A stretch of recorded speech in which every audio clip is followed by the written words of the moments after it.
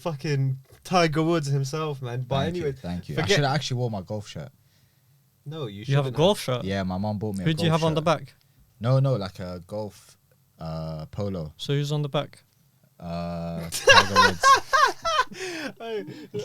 What's the score? What's the Ryder Cup saying? 1-1 to the Ryder Cup. Oh my days! They've changed the scoring system. Alright, listen. Let's get into the Tottenham Liverpool. Liverpool. Yeah. What do you make of that, Josh? Yeah, I don't know, bro. The refereeing in this country, bro, it's getting madder every single game, bro. That offside for me, I have no words for a decision like that, bro. A joke. Like with the naked eye, you could clearly see he was onside. You didn't even need lines or anything. But then apparently that's not even the issue. Apparently the issue was like a communication thing, where the guy in VAR says he thinks that the on-field decision is a goal. So then he goes, oh yeah, check complete, but no way. Yeah.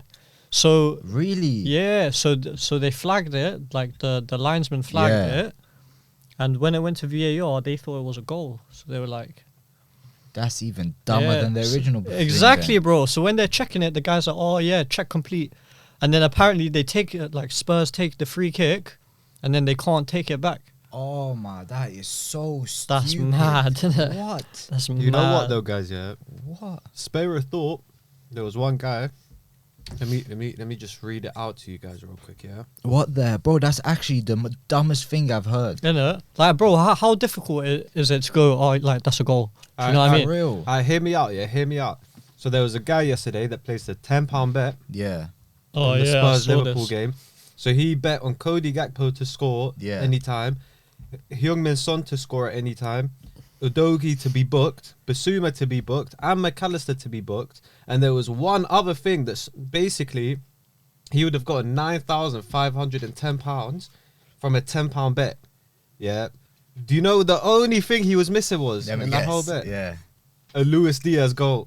Fucking hell. Should he get paid out for that? He should, yeah. Well, he's never going to get... There's no way he's... Someone said if you take it to court, you'd probably probably win. If you take it to court and then you spend that 9,500 you're about to win on legal fees, you'll be 20k in debt after it, but it's worth it's worth it. It's worth the dub, innit? Yeah. No, but you could get don't you get like you can get like paid on top for what you're paying your lawyer as well, no?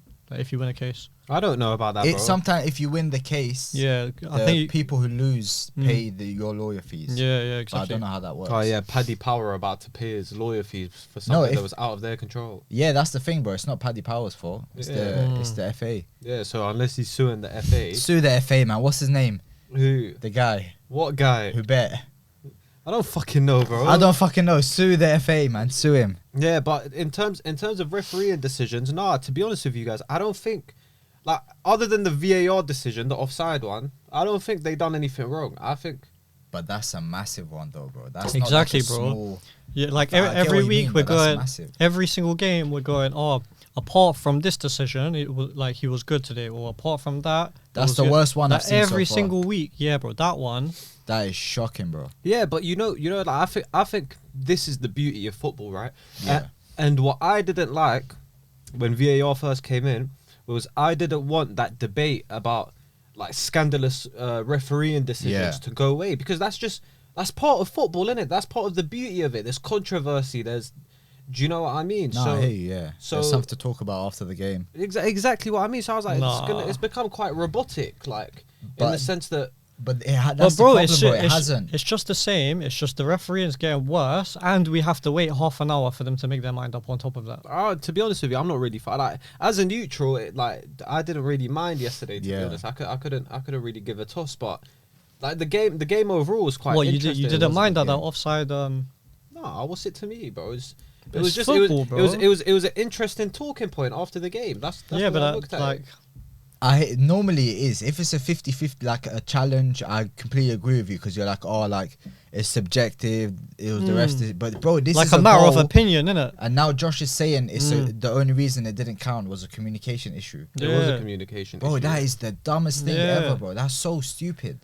Like how much like what's gonna happen to Liverpool's season because of that? That's a big game, bro. Like, you're Massive. chasing City. They would have been top of the league. Liverpool would have gone top of the league. If they Yeah, won but that they would have game been top as of the well. league. Yeah. Momentum, like, especially a team like Liverpool, I feel like they love momentum. They're such a passion club because of Jurgen Klopp, bro. That's a Yeah, no, I hear it. costly goal. And if I was a Liverpool fan, I'd be fuming. I'm not denying that. I'd be fuming if I was a Liverpool fan. I'm saying from the perspective of someone that enjoys like the controversy that comes from football and from bad refereeing decisions, and just like general controversy, like shit where you can watch match of the day afterwards and they're sitting down like dissecting it, and like, do you know what I mean? Like, that's I've never heard someone say that before, but that's a really good point. Yeah, because it'd be pretty boring if it was like, oh well, yeah, everything was good. and that's when VAR first came in. That's what I was worried it would take. Now it's not a discussion about are the refs doing about it? It's more a discussion. The conversation's just shifted from the refs to VAR now. So maybe they brought in VAR to remove not scapegoat, but remove a bit of pressure from the refs. Do you know? Okay, yeah. Do you know what I mean? Yeah. Because now it's not the refs. Like, he doesn't have the final decision, bro. Because if somebody tells you, if you think something's a red card, somebody's in your ears telling you go check it out. It's not a red card. Fair enough. Then do you know what I mean? But then scrap VAR then, because if it's this, like, I was for VAR just so everyone gets a fair, everyone wins what they're supposed to win, everyone loses what they're supposed to lose, right? But it's clearly not the case, and there's a lot of problems with it, and like. But that would exist with or without VAR. Regardless. The only difference would be is the linesman would raise his flag, and then that's it. But now, like, you score a goal, you're like, oh, shall we celebrate? Oh, yeah, I don't really like that, to be fair. That's the one thing that I didn't like. But I think I got used to it. It's not that bad. I think what's going on, I think, like, football is just trying to keep up with the times. Yeah, how so? Well, with VAR, with, like, all this technology, with, like, some rule changes. Yeah. Like, do you know what I mean? They're trying their best to maintain, like, some sort of engagement. But, yeah. But, like, I don't know, because I think even with, like, them saying, oh, like, we're gonna give out more yellows, more reds this year, like, it makes the matches a bit more fast paced, more jeopardy. Yeah, more jeopardy. There's more. I think they're just trying to maintain that sort of engagement. But I just, like, in my eyes, I do think, like, why try fix something that isn't broken? Like, even with rule changes and stuff like that, like, even handballs, I don't get handballs. I don't. I have no clue. Bro, handballs are just never gonna make sense. Yeah, clue, like, we'll get into the Man United game, but bro, yesterday, I don't know if you guys saw it. How was that not a handball? Who, Amrabat? No, Joel Ward. Joel Ward. His hands, like, here. The ball's come and hit him here. Mm-hmm. It's falling right to Rashford as well, in the box. Bro, United probably would have scored if Joel Ward didn't touch it with his hand. Yeah. And that's not a handball. And it wasn't a handball. So what is a handball then? Like, I honestly have no clue, bro. Yeah. When I see a VAR replay of a handball, I'm like, well, it could we'll be. see. Yeah. You literally can't go, like, it doesn't even matter if you think, oh yeah, that one's probably a handball anymore. Like, it literally doesn't matter. Like, it's just completely up in the air. It's like if it hits someone's hand, you just literally have no idea what decision the refs are they're going to give. literally freestyler with it. But yeah, go back to the Tottenham-Liverpool game. What did you guys make of Tottenham, though? I can't lie.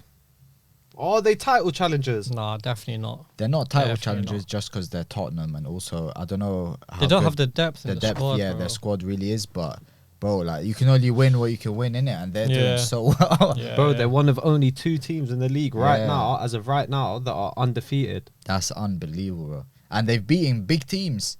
They played have. Arsenal, drew, beat Liverpool, beat us. Exactly. Yeah, they're solid, doing well. bro.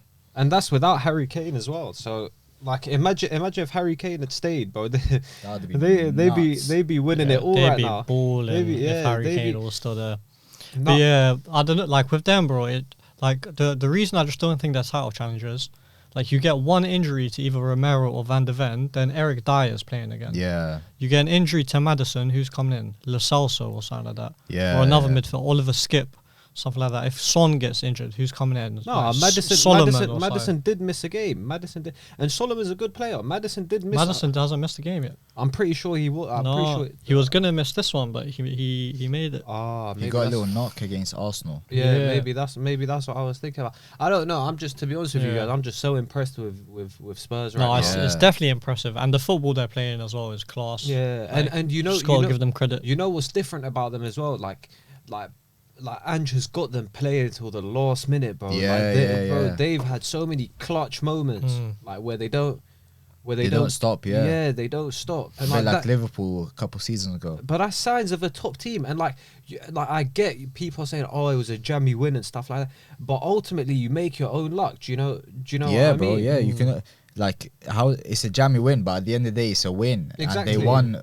Like at the last couple minutes of the game, that's a good thing, not a bad thing. That's exactly, like, nobody in like a month's time is going to remember how they won the game. They're just going to be like, okay, they beat Liverpool, 3 points. Spurs have beaten Liverpool, United, drawn with Arsenal. Like, do you see what I'm? So I don't know. But even like Sir Alex's teams back in the day, like it was a lot of last minute goals, like coming back from behind. It's a banging sign. Great teams win when they're not playing the best as well. Like, you'd probably think Tottenham should have been more proactive when they're playing against 9-man Liverpool. But sometimes, like, they'll sit deep, whatever, and it's hard to break them down. No, but I like to get a result in the end is a big thing. Yeah, but I like the fact that even though Liverpool went down to 9 men and Spurs had 11, Ange still had them playing their football. Like they were trying to force it a bit. Yeah, but they weren't like. They didn't put 11 guys in the box and like start spamming crosses in. Do you know? They've got a system. They stick to it. They stuck to it, so and much, it was methodic. It reminds me of City, because you know City,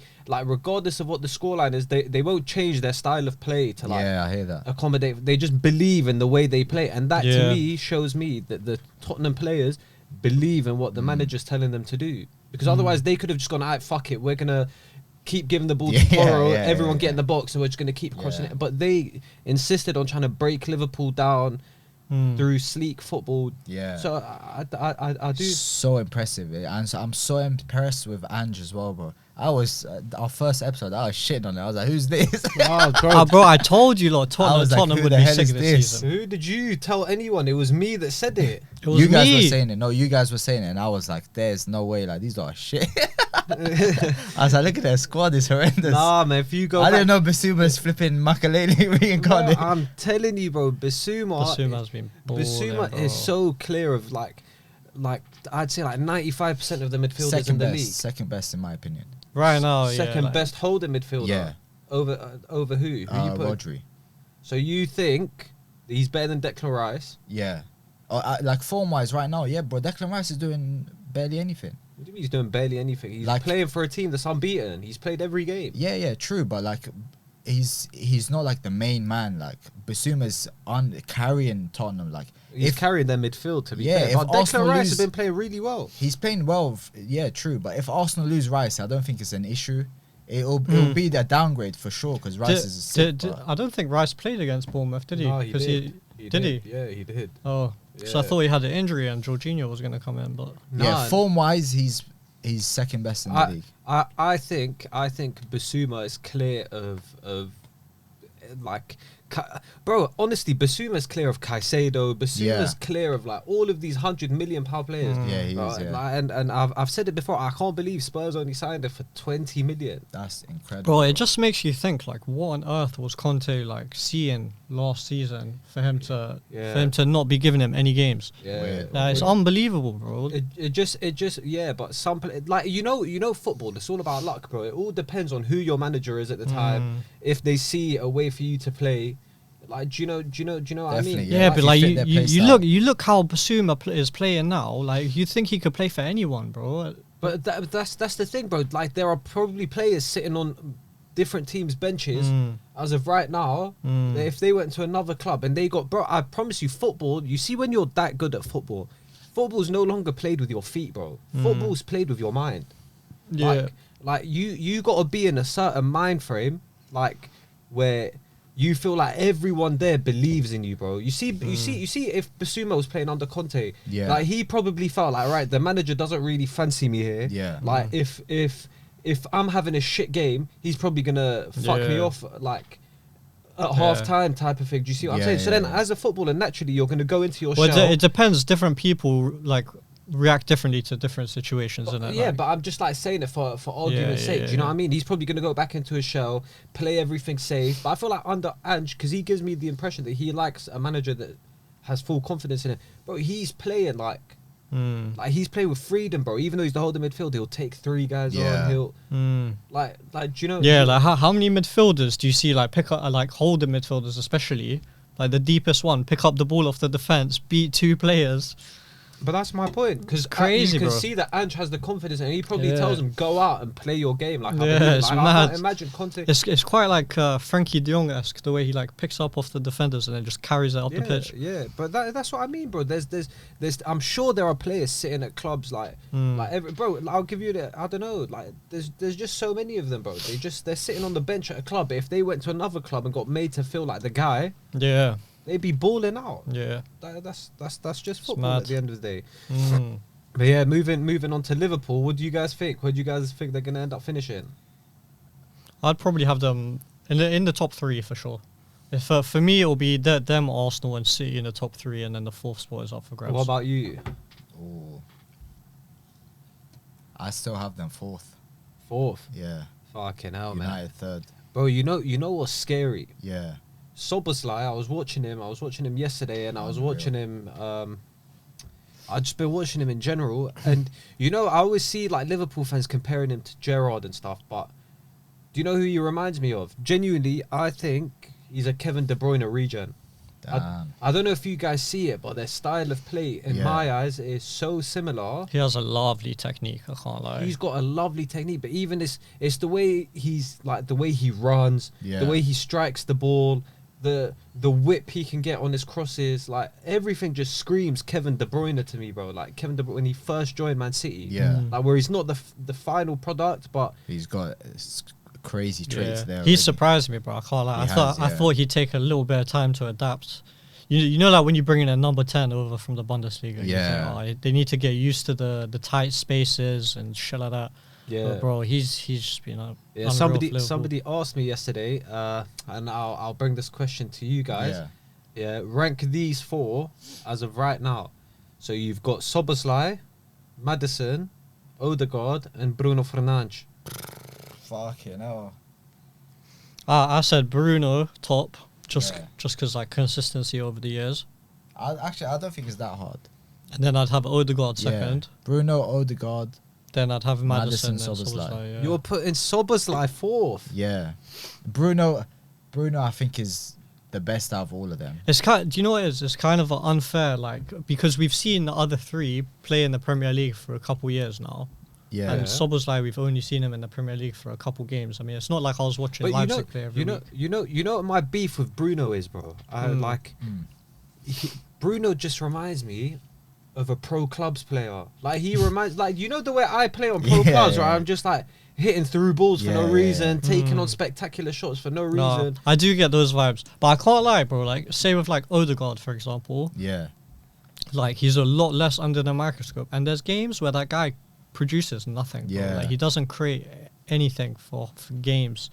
With Bruno, like. Yeah. I think that's quite an outdated view though of Odegaard, because Odegaard, maybe a season or 2 ago, you could say that about him. But I think he's really stepped up. I think he's. I can't tell you the last time I watched the Arsenal game. I mean, there's like the odd one here and there, but I feel like for the most part he's so consistent, and he's so influential to that team. I think if you took him out of that team, I think they would genuinely struggle. Yeah, I think they struggle massively as well. Yes. He does his job really well. Like he does. What his job is to create, to like dictate in the final third. He does it amazingly. Yeah, and you can tell that the other players look at him as that guy, that's the glue, innit? Yeah. That guy that's gonna, like, if they're in a shit situation, they pick up the ball and they're like, "Where's Odegaard? Let me get the ball to him." And that's the signs of a top player, bro. I do prefer Odegaard as a player, to be honest, because he's just a little bit more like silky. Yeah, a bit more silky. Like he makes the right decision A and bit stuff more like astute, innit? like Bruno. Like I get frustrated with Bruno a lot. Do you know what I mean? Yeah, the thing with Bruno is though, when he does something right, Yeah. Oh it my looks god, bro. spectacular, Yeah. bro. Oh my God, bro. Like he has that in his locker. Yeah. But like it takes him like so many times to Yeah. get it right Yeah. that for me personally, I can't put him in that Yeah. elite bracket. He's like just under that for me, bro. If he Yeah. could just get a bit more consistency to what he's doing, Like his first couple years at United, bro. This guy was scoring like. He scored 28 goals in his first full season for us. 28. I think he's. midfielder. I think he's better. I'd still take Bruno over Odegaard. Mm. But the only thing with that, I think Bruno holds Bruno down. Maybe it's an excuse and it's a cop out, but also, like the team is so.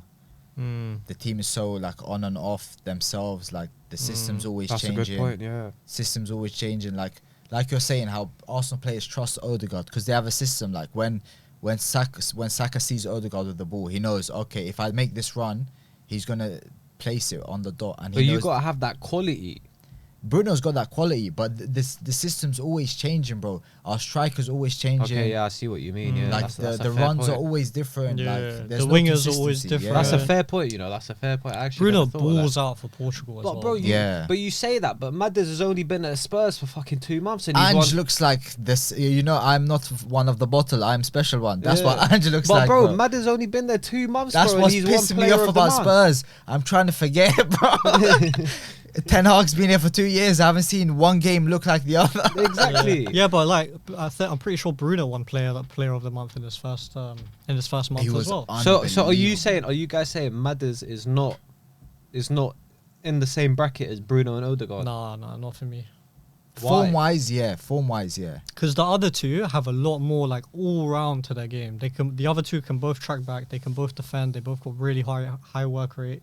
Like Madders just doesn't have it. Like, Are you saying he's a luxury player? yeah, you need like you can only have like one of them in your midfield. I don't think Like- there's like- sorry, go ahead. Like with Odegaard, you've seen him play like as the more advanced midfielder with Yeah. Xhaka last season, and now say with a Havertz or something, he's almost gone from being more of a 10 to more of an 8. So you've seen him be able to do both jobs. With Havertz like more advanced than him, with Bruno as well, you've seen him play like as the 10 or a bit deeper than that, Yeah. or on the right, on the left, wherever. With Madders, I don't know. I don't think you could play like All right, like yeah. two of Madders and a DM. Do you know what I All mean? right, yeah. You know what? That's fair enough. I hear your point. But on the topic of Bruno, Yeah. United, another fucking loss, bro. What the fuck is going on with you guys, Mad, man? bro, shambles. I man. was so confident as well going into that shambles. game, bro. Why, I was, bro? Why? Have you watched our games? Well, recently? yeah. That's Bro, Carabao the- Cup. That's the way. I know, but look. So the reason I was confident going into it, Yeah. we got that like really scrappy win against Burnley, which Yeah. obviously like it was a shocking performance, but like we got the win, so I was like, right. It reminded me of like the start of last season Yeah. when we lost to Brighton, we lost to Brentford, then we beat Liverpool, and then we just started picking up these 1-0s, Yeah. and we started building up some form. So then we beat Burnley, then we had the League Cup game, and so many players came back. Like we got Amrabat into the team. Just like bro, half the squad came back almost. Amrabat came in, Mount Varane. came in, Varane came in, and then bro, like we beat them 3-0. We're like Yeah. on the front foot and in control for the whole game. Like that was like a great performance. Obviously League Cup, so I don't want to big it up too much. And then going into the game on Saturday, yesterday, I was thinking, well, we're not going to rotate that much. Yeah. We've got the players back now. They must be full of confidence. They just beat these lads 3-0 midweek. Like, we should go get a result here at home. Do you know what I mean? But then again, yeah, we just... I mean, these are all like very logical points. yeah, but that's the thing with United, bro. It's just Makes like... no sense. Like, these are just games that we should be winning. And even when you have all of the resources there to get the win, you don't. But You know what I mean? surely, at that point, with what you've just said, this is the time where you realise, like, yo, this might be down to the manager. Not for me, to be honest. Do you know what though? Like yesterday, bro, I saw a lot of people. You guys might disagree with this, right? I saw so many people saying, "Oh, United was so shit. la la la. For the majority of the game, like I felt in control. I didn't feel like we conceded chances. They had their goal was a set piece that we could have easily defended, and it was a great finish from Anderson. But throughout the game, I felt in control. Yeah. But our only problem, for me, our problem was we just weren't, like, the final pass was always a yard short or something like that. We weren't getting the ball into Højlund. We weren't creating enough chances. And this always seems to happen to us. Like, we'll get like a chance or two early on. We don't take it.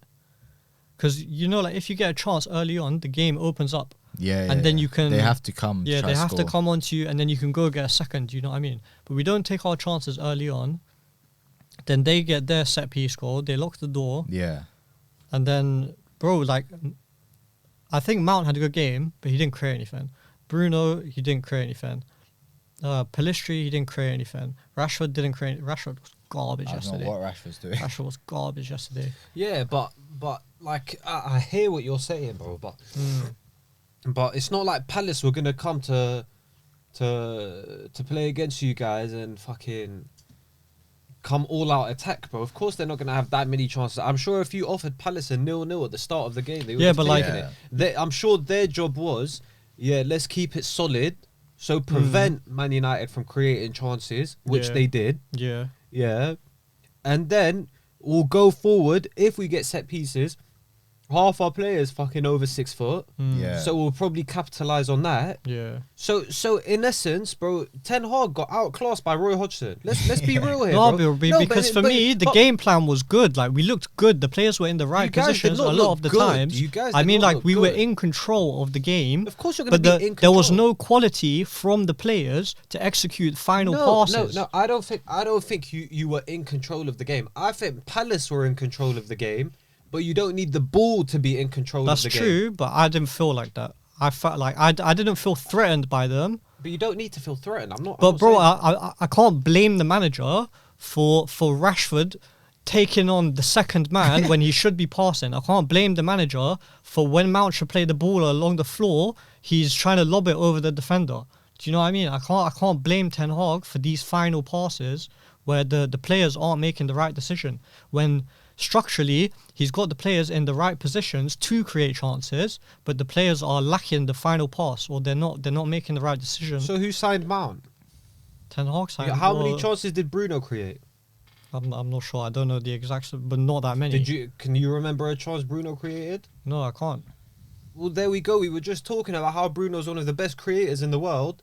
Yeah, and he couldn't create chances, but somehow Ten Hag's... I'm not saying it's all Mason Mount. The whole team, not like Rashford didn't create anything, Bruno didn't create anything, Mount didn't create anything. Like, well, it's not Ten Hag's fault. Concerning. But yeah, of course it's concerning. But my point is more like, I can't blame Ten Hag when the pass is there, the players are in the right positions, but the players aren't playing the correct final pass. Bro, that's a decision-making thing. I think that either way, I think Ten Hag got outclassed by Hodgson. I'm sure Hodgson's plan was we're gonna keep it solid, defend. I can't fault them though. Like, credit to Palace, they prevent them really from creating any chances, and then when we get our chance, we'll take it. Albeit it was a worldie of a finish. Yeah, it was. But it's a goal's a goal, and it's not like they got one goal and started like peppering your goal, bro. They just went straight back into what they were doing before, bro. That's our problem though. That's always like, even since Oli, our problem has always been, if a team sits back, there's nothing we can do. Like, we're so good. If the game is open, we're so good at, like, okay, you have a shot. No, let's have a shot. Or if they're attacking us, we're so good at countering. That's why you guys are good against the big teams. You guys are like Chelsea. We're always counter, but we can't break down. Partly because maybe, I don't know, I'm not that much of a football tactician to know. It's down to Ollie's tactics. But it's also partly to what Josh is saying, like, the players aren't doing the right decisions in the final third. I think, bro, any team that sits back at Old Trafford is going to get points, bro. But this is the thing, like, last season, I felt that we were getting better against these kind of oppositions. Like, what teams playing a deep block, we were starting to win these games, but we were a lot worse in the big games. We lost 7-0 to Liverpool. Yeah. We lost 6-3 to City. How many results? I could go on forever. Yeah. The kind of results that we got last season. So... You know what's mad? I think last season, like, if I look back at it, we were getting carried by Rashford so much. Yeah. This season, he's not scoring as much, and it's like I don't baiting even, us out. Like chance creation for me wasn't a massive issue last season. It was more under Oli that was more of a like chance creation against low blocks. It was just the finishing loss. We just did. It was literally just Rashford scoring. Bro. Yeah, bro. Like none of these players were taking their chances last season. How many goals did he score in the Premier League last season? 400. Yeah, that sounds pretty accurate. I think it was 17. Now that you say it, that sounds pretty accurate there. If I can't lie. So Haaland, come outside. So let me ask you guys. Ten Hag's been there now for what, a season and a bit. Yeah.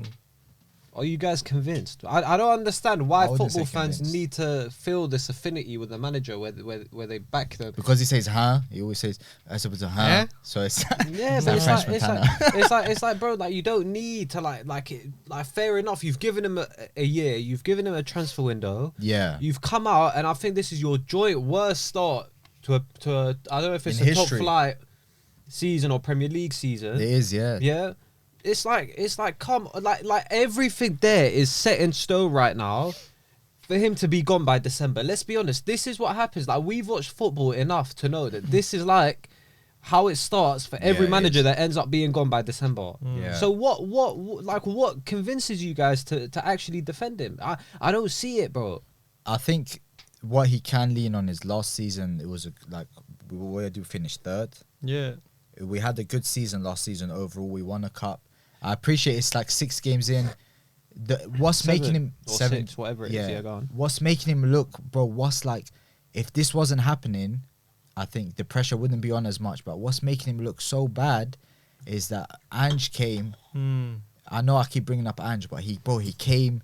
They lost the best striker in the world, and they only signed Maddison, and then Ange came. And Van de Ven, but they look unbelievable. They've got a system. Yeah, they've got a system.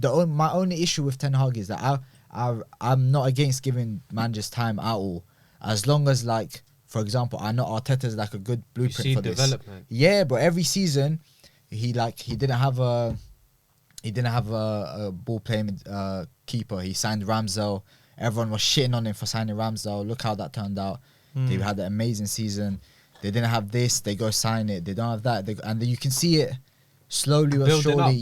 I don't see that with Ten Hag. That's the only issue, bro. You go see he signs who's the striker, best striker in the world. Gabi Jesus. Now the tall guy. No. Last season. Oh, Weghorst. We get Weghorst. Fair enough. It was like a loan and you're scrambling. We get Mount. Mount is amazing, but is he a Ten Hag player? God knows. But he doesn't have the privilege of time to turn Mount into a sick player. He's not Guardiola, where it's like you've got a system set. Yeah. You sign Grealish. Okay. You leave him on the bench for a year. Yeah, take a year off. Adapt to my play style. Yeah. We've got the machine running in the background. Whereas Ten Hag's like, we need a player right now. Yeah. But let's sign Mount. Save the midfield. It's mad.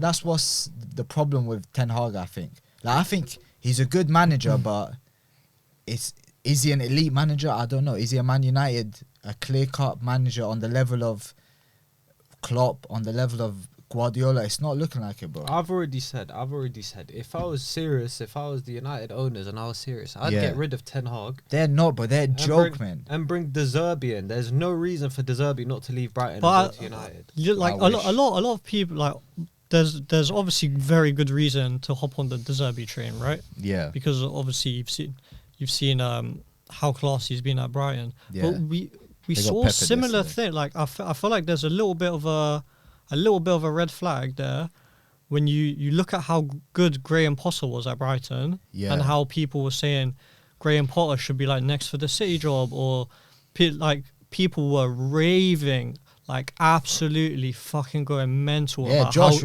Remember when Sweeblad went to Brighton? He's like, come to Chelsea. Yeah, exactly. I remember, bro. He's like, Bun Lampard. Caught him in 4K. No, but like, bro, I'm telling you, bro. Like, people have short memories in football. Because, bro, the whole country was absolutely raving about Graham Potter. He went to Chelsea. Obviously, that was unsuccessful. And all of a sudden, like... It was seen as a good... like, everyone was excited. Bro, I don't know about Chelsea fans, but from the outside, it was good. But can I just put that out there? As a Chelsea fan, Potter didn't do a bad job. Yeah. Potter was playing with the cards he was dealt. That's Fair that's enough. ultimately Potter's downfall. Do you know what I mean, bro? As a team, we looked like we had more going on under Potter than we do now under Really? Poch. You just weren't finishing your chances literally, under Potter. we used to create so many chances. Bro, there's so many clips floating around where under Potter we played beautiful football. We just didn't have, bro. If you're gonna have Kai Havertz playing up front, what the fuck do you expect? That's realistically? Yeah. Do you know what I mean? And I kept saying, look, just give Potter until the summer. Let him work his magic. Let him bring in a striker that he trusts, and let's see where we can take it. But at Chelsea, like you don't have the privilege of time, bro. You don't have more than 6 months to get it right, bro. Like even now, I'm hearing people. I told you guys this at the start of the season. I said, look, before the season started, look, Chelsea fans are like this. We know we're not a top 6 club right now. Yeah. But 1-2 good performances. And people are going to be saying top four. Yeah. And what do you see now, bro? You see these guys are like, what the fuck's going on? Poch is a fraud. He's not, bro. He's not. He's playing the cards he was dealt as well. Yeah. But going back to my point about De Zerbi, like a lot of Brighton's success is clearly down to the football club and the whole operation, like how it's been run. Because you've seen Graham Potter go there and do an excellent job, and you've seen De Zerbi go there and do an excellent job. Like I think you should be a little bit wary of the fact that De Zerbi is at an excellently well-run club, and like say if you sack Ten Hag and you go get De Zerbi, I don't think then De Zerbi just fixes the problem for you. Yeah, but Do you know what De I mean? Zerbi at Brighton has been able to do what he's done for them. Yeah, and you can't sit here and tell me he signed players of a huge magnitude, bro. That's true. Yeah. Do you know what I mean? He's working with what he's been given, and if anything, he's lost players, bro. Every season, like from when he came. But you could say the same thing about Ten Hag at Ajax. I you know what? I wouldn't even put Ajax into a conversation like that. Ajax, to me, the Dutch league, genuinely, I think teams that are in the conference here could go to the Dutch league and pick up points. I think, but the they did well there, in the Champions. That's a good point. But that season they smoked in the Champions League. Yeah, bro. But there's always teams. Then that he do lost all all those players and rebuilt it again. But there's always teams that will like have that one-off season where they'll do well in the. I don't read much into that, bro. People were like, you see how like De Zerbi's got this aura about him. That Ajax team had that aura, bro. Like they're good. They're ball playing team. They're doing well. It's not like they were like we're scrambling wins. It's not like Ten Hag like found these players, bro, and was like, yeah, these guys are amazing. Yeah. Ajax is known for having one of the best fucking youth academies. When he went best youth academies in the world, bro. Of course, if you're gonna have Frankie De Jong and fucking Matthias De Ligt and all these guys coming through at the same time, Van der Beek. But exactly. So if this guy was such a good manager, you had Van der Beek at Ajax, you supposedly knew how to get the best out of him. You've got him now at United. Go on, yeah, but magic. the Van der Beek situation is a bit tricky because he started to get games last season. He started to get some games last season, and then he got injury and he was out for like 6-7 months or something. The rest of the season. And then coming up to this summer, I think Van der Beek obviously had a conversation with Ten Hag where he was like, look, I've been here like 3 years now or whatever, 3-4 years, and I haven't been able to get the ball rolling. You've got Bruno in the team. You've signed Mount. Maybe it's best if I just go out on loan here or if I go get a move here because I just want to start playing football again. I guess that's the kind of conversation that was had. He hasn't got his move. So obviously Ten Hag was preparing for the season with him not in mind of the squads, and only in the last couple games has he started to come back in and but play you some can minutes. see that there's a gap for him in this team. Yeah, but the whole if Van der Beek says, look, I want to leave, I don't want to be part of the squad. That doesn't mean anything though. Well, Ten Hag's not going to play him if Van der Beek says, I don't want to be here. Yeah, but okay, so I'm sure he must have realised at some point, okay, Van der Beek's not leaving. Surely at some point. And now he's giving him some minutes. I'm just saying it's like surely you can work either way. My point is I don't really rate managers that come out of the Dutch league. I don't really rate players that come out of the Dutch league. I don't think like that's a true representation of top flight football, bro. I think the quality there is so poor. Like name me one player since Luis Suarez that came out of the Dutch league that that actually turned out to be something. Frankie de Jong. I'm saying since then. Yeah. Frankie de Jong. Even Frankie de Jong didn't live up to the expectations that he had. He's all right, but he's not what people were expecting him to be. One of the greatest midfielders in the world. Tore it up at West Ham. He did, bro. He was at West Ham before Ajax. Oh, is it? Yeah, and he didn't tear it up. Ajax.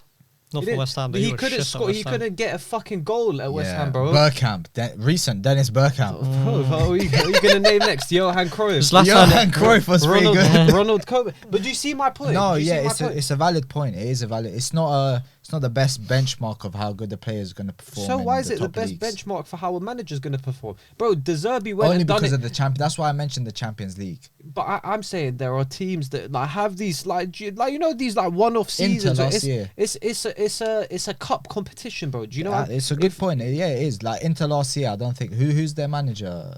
Who was it? Inzaghi. Yeah. Inzaghi. Like no one thinks Inzaghi's is a Sega's manager just because he went to the final of the Champions League. Exactly. It's a good point. Yeah. Yeah. So that's true. So either way, it's a shambles, bro. The only way it's gonna succeed is if we get rid of these donut owners, I think. Do you want to move on? Do you want to ban United? Let's move on from United. Quick, maybe 5 minutes on how good Aston Villa looked. What about City? Speaking about De Zerbi, wait, hang on. We were just speaking about De Zerbi. He just held 6 goals. 6 goals, bro, and they got peppered. That's how shit we got smoked by that team 2 games ago. Now they've gone. We got smoked by Athens. They've gone lost to Chelsea. Yeah, it's not been a good couple weeks for De Zerbi, bro. Yeah, but I feel like Brighton are like this, bro. I feel like they go on like a really good streak of wins, and they'll have like that one like just random shit result out of nowhere. Like realistically, who cares about the Europa League? Realistically, who cares about the League Cup?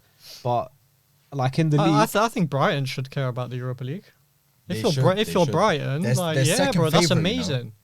The second favourites to win the whole Europa League. Yeah, first. So about the teams that drop out the Champions League. Well, currently we can only judge currently. Currently, Liverpool's the favourite, and they were second favourite. Which morons betting on this? I don't know. That was the odds. Yeah, Brighton should definitely care about the Europa League. When was the last time Brighton played in Europe? When I went, ever? Because I went Brighton. I don't want to show off, guys, but I went to the Brighton Athens games. Amazing experience. But when the seat was actually buzzing. Like we'd see Brighton fans on the streets. They're like, we've been waiting, I don't know, 30, 40 years for this. First time in Europe. First time. Like they were absolutely loving it before the game. It's I'm not saying the fans. I think they were more happy to be there. I'm not saying the fans aren't happy to be there, bro. I'm saying like if you're Brighton, like realistic, it's cool that you're in the Europa League, bro. But I'm sure if you finish 6th in the Prem, you're gonna get more money, and you're gonna be back in Europe next season anyway. So I'm sure that's their priority. From a business standpoint, from a football club standpoint, I'm sure they'd rather focus on the league than the Euro. Unless if they come top 10 and win the Europa League. I mean, that's a solid season. That's a good year, but either way, I wouldn't read too much into that. Because then the Champions League next year. I mean, to be fair, if they win the Europa League, they go into the Champions League. So, I mean, it's about. I wouldn't read in too much in that loss. Even the Chelsea game, they looked better than us, bro. I didn't watch it, to be fair. Yeah, I mean, we weren't amazing. Yesterday was the shocking one, though. The other ones I wouldn't. Yesterday was the shocking one. Yeah. 6-1. Yeah. They got spanked. No, it was pretty. Do you know what it is though? It's just they don't seem to like how we were saying before about Postecoglou and how he doesn't adjust his team to like whoever he's playing. He just goes out and lets them play their football. I feel like De Zerbi's kind of like that with Brighton as well. Yeah. Like, and that's when you see like the weaknesses in this Brighton team. Like he just goes out and plays the same way every time, whether it's a mismatch or not. And sometimes you get those kind of results. I think that's an interesting point, but I also think you got to remember that De Zerbi lost 2 of his most athletic midfielders over the summer. He lost Caicedo and McAllister, who have a good engine on them to get around. And Brighton didn't replace them, bro. Yesterday they were playing with Dahoud? Nah, they had Gilmore and I think his name was Hasselwood or something like that. Oh, okay. In midfield, he's like an 18-year-old. The next prodigy. 18-year-old. Let's have a look. Yeah. 18-year-old academy player, innit? But that's a good point, to be fair. If you're gonna play with Gilmore and this guy in the middle, then then when guys are more like athletic than you, Hinshelwood. Yeah, that's his name. He looked alright to be fair. But when guys have a midfield of Douglas Luiz, fucking Jacob Ramsey, Aston Villa stack up their midfield as well, John bro. McGinn. Like, do you see what I'm saying, bro? These guys are all more athletic than you, and they're experienced as well, bro. They'll run you ragged. What's crazy is Villa yesterday were not that much better than Brighton. They weren't. I think the scoreline completely flatters them. They just somehow managed to score every single chance they had. Ollie Watkins was on fire. Yeah, bro. Even the shots he had deflected, like on another day they would have gone wide. Yes, like yesterday. They were going in, so I don't think it's like that one time when Villa beat Liverpool 7-2, but every single shot they had was just flying in. It's like that. I wouldn't. Yeah. To be fair, that's like when they beat us 7-0 last season. The XG was only like 3.5. Bro, yesterday some games you're just unlucky. Like everything's going in. Yesterday, Villa's XG was 1.86. Yeah. No way. Yeah. Raw. That's what I mean. Like that's actually mad. They didn't have crazy chances. Yeah, bro. they weren't like clear-cut chances. Yeah, it's just deflecting. Somehow. Yeah, they scored. They scored somehow everything that. Brighton missed loads of chances as well. So yeah, but those two are like. I think that's a big game for those two because I feel like they're fighting for the same spot on the table. Those two, them two, and Newcastle are like quite tight. Well, bro, it's like the top 9 now, bro. It's nuts. Did Newcastle play? Yeah, Newcastle won 2-0. I think Almiron scored that screamer. Oh yeah, he scored that mad goal. If you look at Villa's lineup and you look at Brighton's lineup right now, player for player, Villa's clear. Villa are clear. Let's be real. Yeah, you got Martinez is better than Steele. Yeah. Villa's backline is better than Brighton's backline. Konza, Pau Torres, they've invested heavily. Matty Cash, Luca Digne, Alex Moreno. Then the midfield, Douglas Luiz, Jacob Ramsey, Kamara, Tielemans, bro. Tielemans coming off the bench as well. That's what, bro. Not even their attack, bro. Diaby, Watkins, Bailey. That's what, compare that to Brighton's team, bro. The result don't seem that crazy in the end, bro. Yeah. Half the fucking Chelsea squad wouldn't get into Villa's starting 11, bro. Let alone. That's actually a really good point. Yeah, Brighton's team is like this. The first 11 would probably give anyone a game, but then after that it's shocking. But there we go. De Zerbi's working on he's working with what he's got, bro. I don't think it's like a bad sign that he lost that much. Yeah. He's still Brighton at the everyone's getting hyped, but at the end it's still Brighton. Like they're doing what they can. That's what I mean. People just need to relax a little bit. Hold that, bro. Brighton need to hold that. I can't lie though, lads. Like although like the teams who have been promoted this year, like the best quality Premier League teams and stuff like that. Like I can't lie, seeing this Villa team, like how strong Aston Villa are, how strong Newcastle are, how strong Brighton are, like watching the Premier League, like watching these kind of fixtures in the Premier League, like it's so sick to see, bro. Yeah. Like Aston Villa were in the Championship a couple seasons ago, and now look at their lineup, bro. Look at their manager. Look at Newcastle. Aston Villa are a big club though. Yeah, bro. England, like this, bro. I can't lie. Like. These games now are sick, bro. Yeah. Like I can't lie, it's so nice to watch. It was nice that City lost as well. Yeah, it's nice. If it's so nice, why you sat here and not watching fucking Nottingham Forest against Brentford? What a game that is, man. Like the teams higher up, like the top 10 or something. Like, it's so so competitive. Like it's mad, bro. I can't I'm loving it this year. What are you guys' thoughts on City losing? I think, bro, that is. No, I Rodri. didn't watch it. I didn't watch it fully, but it looks like them missing Rodri was a big deal. Yeah, I mean. I don't know, man. I don't know, because City at the end of the day, like they weren't ever gonna go the season unbeaten. Do you know what I mean? Of course they're gonna pick up a loss, here and there. Pick up a lose. But yeah, of course they're gonna pick up a loss here and there. But I mean, at the end of the day, bro, it's like nobody really cares. Like you don't hear anyone talking about it. No one's bannering City fans on Twitter. Nobody gives a fuck. I don't think bro. anyone looks at the top of the league when City are there. Everyone's just. Do you know? It's like City, right now are like what Max Verstappen is in Formula 1. Yeah, exactly. It's like, bro, when I watch Formula 1 now, I don't care who's in first place, bro. I just know, like, okay, Max, you're gonna be. Fucking 50 seconds ahead of everyone else. Yeah, you're. I don't even understand how he has fun. He's by himself, just driving around the whole. He's race. there doing it one-handed and that. Bro, he He's actually. got a cigarette. Yeah. Like if I was in it, bro, I'd park up. Bro, what's fun in that? Yeah. But like the real entertainment comes from everything. I saw a meme like this: how to watch Formula 1 now, and it was like a cover You just cover the number one, and then watch everyone else. It was 1, 2, 3 after. It's literally like that, bro. It's literally like, and that's what City are in the Prem. That's actually a good analogy. That's exactly how it is. Yeah, because like if you really want to see competitiveness in the Prem, just cover City and like pretend second place is first. That's it, bro. Like if for example, Verstappen in Formula One, he qualified like in the I don't know if it was the last race or 2 races ago. He qualified in like 12th or something. Nobody gave a fuck. Yeah. Nobody gave a fuck. They're He's like, coming back. Oh, it's a blip. The next race, he came back. He told his team before the weekend even started, I'm gonna win this race by being 20 seconds ahead of everyone else. Oh my god! Guess how far ahead of everyone else he was at the end? 20 seconds. Fucking hell. What would be a good close race? How many seconds would the first place win by? So there was a good. I saw that one, the one where the Mercedes guy crashed. Yeah, Russell. So that was the race where Verstappen qualified at 12th. So he wasn't really. That's the only fun race. That's viral. Literally, that's literally it. So you had there was 4 drivers. There was Sainz and Leclerc from Ferrari, and then you've got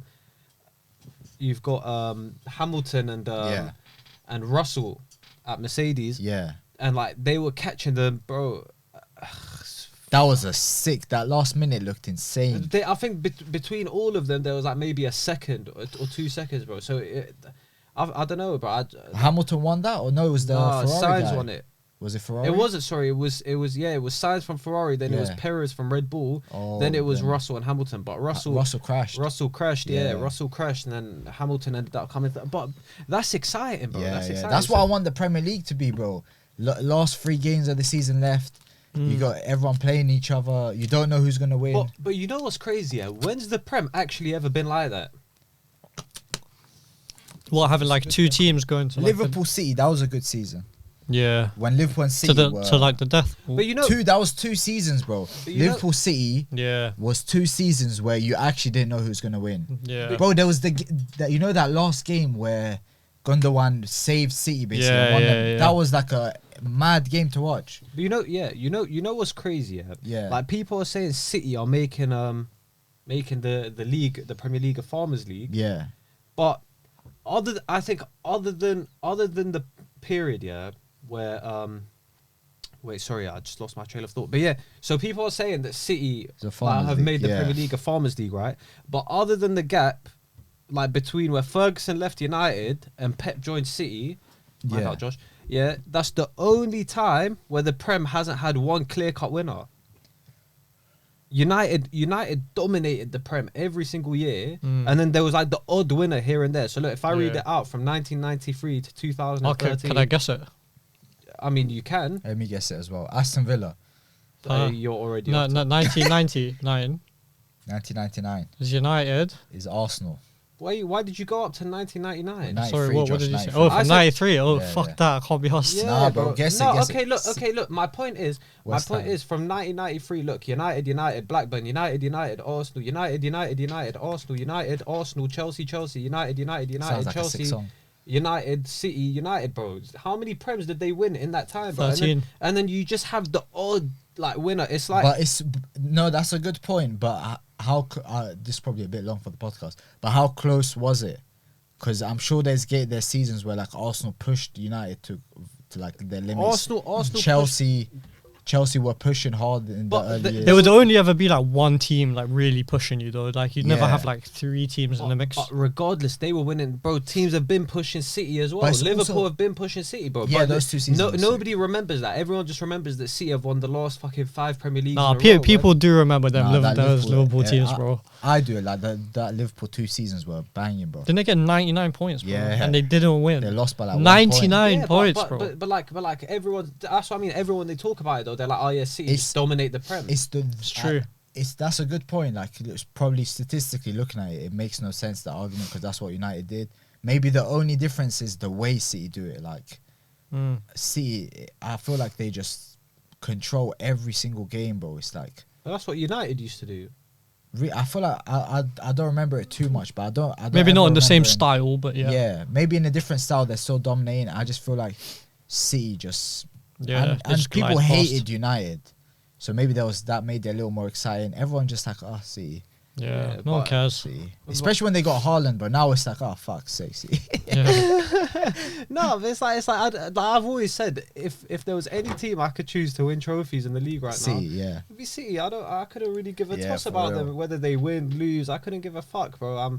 Like, they don't even have fans you can argue with regardless. So it's not. I've only met one guy who claims he was a City fan. Yeah. Before they were successful, but I still don't believe it. I've met like 2. Is it? Was he from Manchester? No. No, he wasn't. So they're lying. He was from Cambridge. They're lying. Why would you be from Cambridge and support Man City when they had fucking Benjani and Stephen Ireland? Robinho. Bro, Robinho was there after 2009 times, isn't it? Yeah, Sean Wright Phillips though. Yeah, Sean Wright Phillips. Richard Dunn. Richard Dunn, Stephen Ireland, Shea Given. Stephen Ireland was so underrated, bro.